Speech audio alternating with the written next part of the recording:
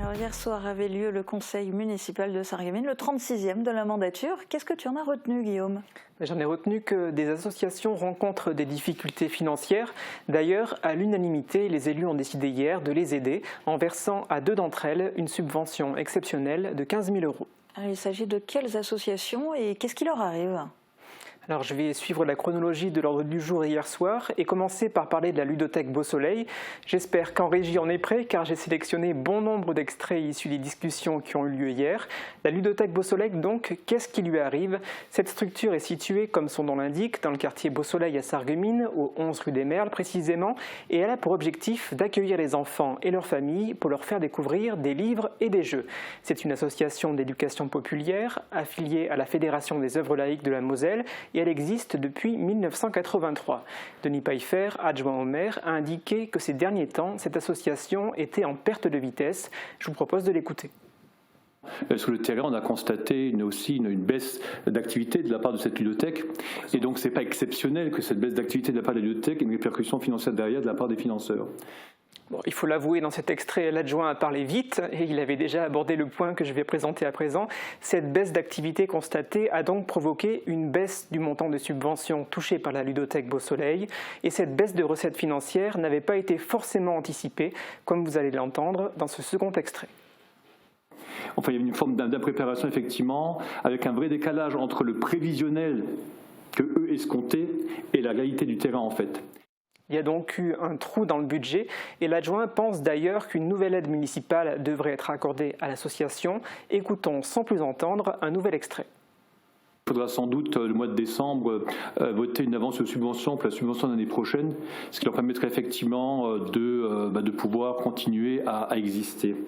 Continuer à exister, les mots sont forts et ils donnent une idée de la gravité de la situation à laquelle l'association doit être confrontée. Pourquoi l'aider et lui permettre de perdurer? Denis Pfeiffer a argumenté. Je vous propose une énième fois de l'écouter. Et vous savez que cette association, pour nous, c'est une association qui est précieuse au niveau du quartier. C'est 200 adhérents à peu près, c'est une trentaine de partenaires institutionnels, associatifs, écoles diverses et variées. C'est un appui important que nous avons pour la politique de la ville au niveau du quartier et donc il nous semblait pour le coup important de les subventionner à hauteur de ce montant exceptionnel. Ce montant, c'est donc ces 15 000 € exceptionnels qui ont été validés par l'ensemble des élus municipaux. Alors donc ça c'est pour la ludothèque Beau Soleil, mais tu disais qu'elle n'était pas la seule, qu'il y avait 2 associations dans ce cadre-là. Alors quelle est la seconde qui va bénéficier elle aussi d'une aide exceptionnelle de 15 000 € pour problème de trésorerie? Alors on pourrait en quelque sorte passer des petits chevaux aux grands chevaux, parce qu'on va parler de l'association Sarreguemines Jump, le centre équestre de Sarreguemines. Elle aussi, elle rencontre des problèmes de trésorerie et je vais donner la parole à un autre adjoint, le benjamin de l'Assemblée municipale de Sarreguemines, Maxime Tritz. Écoutons-le nous expliquer le pourquoi du comment. Alors cette situation financière, elle s'est dégradée pour plusieurs raisons, dont nous pouvons l'expliquer, qui sont liées de près ou de loin à la crise Covid, pour commencer. Pendant le confinement de 2020, on rappelle que Sarreguemines Jump n'a pas pu mettre son personnel au chômage technique, car il fallait continuer à nourrir et s'occuper des chevaux, bien sûr, on est sur du vivant, donc non comparable avec de nombreuses associations.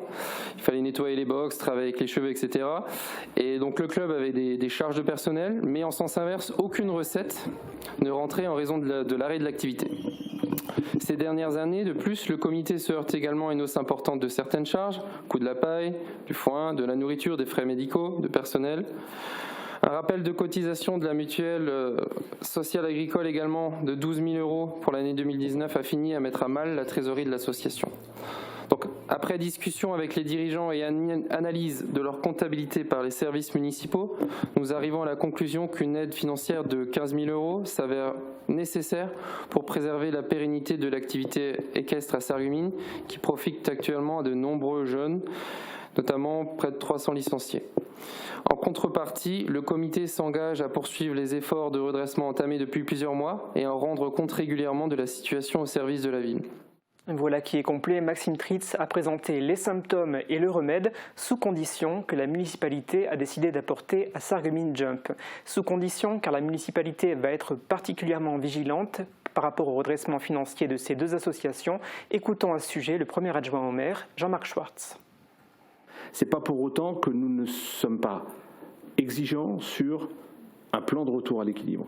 Moi, j'ai demandé au JUMP de nous produire, et vous l'avez dans la délibération, pour le 31 octobre 2024, un plan de retour à l'équilibre financier, et nous assortirons évidemment le versement de cette subvention à la production de ce plan de retour à l'équilibre financier, avec, dans ce plan de retour à l'équilibre financier, un plan d'action qui sera chiffré pour chaque action.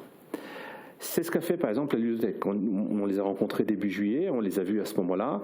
Ils avaient déjà embrayé sur un certain nombre de décisions et qui nous ont permis de nous rassurer.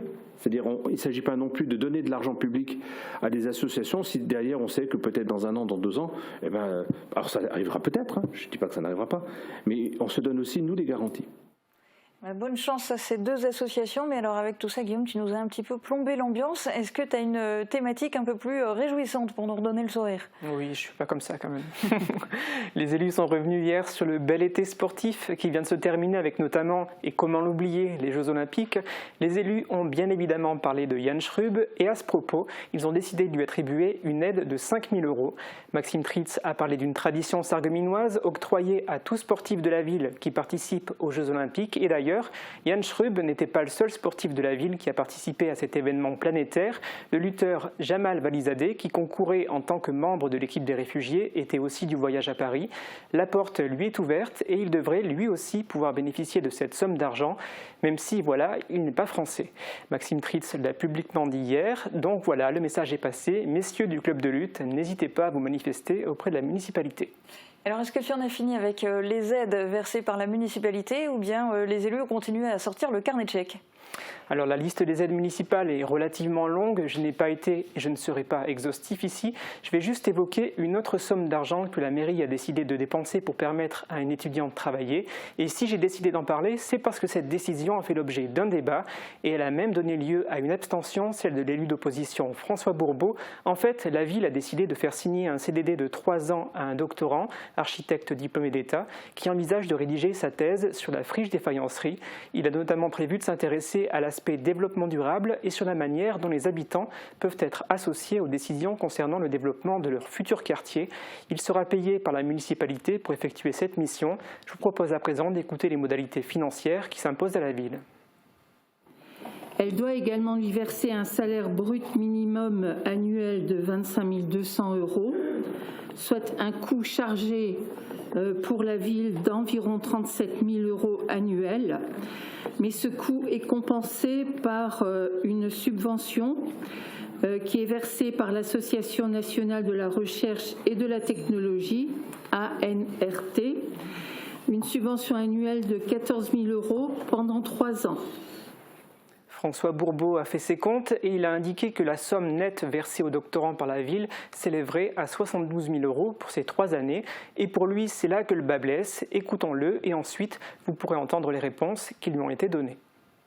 Même si le projet est beau, est-ce que d'une façon très pragmatique, c'est le moment d'investir 72 000 €? Je pense que c'est un regard qui sera complémentaire et intéressant pour une ville qui, aujourd'hui, à ce stade-là, n'a pas d'architecte attribué en mairie. Juste peut-être une précision sur la dépense à prévoir pour la ville par rapport à cette mission. Il a obtenu des cofinancements assez intéressants, ce stagiaire, donc cet architecte, et a priori, les 2 premières années, il y aura pratiquement que les charges patronales à charge de la ville. Nous avons encore des démarches en cours, ce que je n'ai pas dit, pour amoindrir encore la part d'enveloppe qui est la nôtre. Et c'est ce que M. Eberhardt vient de préciser. Mais moi, je souhaitais attendre qu'on ait les retours définitifs pour être certain de ce que je vous dis. Parce que voilà, je préfère vous annoncer une bonne nouvelle après que dire bon, finalement, celle-là, on ne l'a pas eu. Mais on est plutôt bien parti. Comme indiqué, François Bourbeau s'est abstenu. À terme, si le travail du doctorant plaît Et si lui souhaite continuer de travailler pour la ville, il n'est pas exclu qu'il devienne architecte pour la ville, une possibilité qui me permet d'enchaîner sur l'hommage qui a été rendu hier à Christian Quini, l'ancien architecte de la ville de Sarreguemines récemment décédé. Il aura travaillé 34 années pour la municipalité. En se levant pour respecter une minute de silence, les élus municipaux ont aussi souhaité honorer la mémoire de toutes les personnes récemment décédées, en ayant également une pensée pour Nicolas Baird, le dernier maire de Folperswiller, qui dirigeait la destinée de cette ancienne commune lorsqu'elle a été rattachée à la ville de Sarreguemines. Et voilà, j'en ai fini. Eh bien, merci Guillaume et bravo pour ta synthèse et le nombre d'extraits qui étaient proposés aujourd'hui.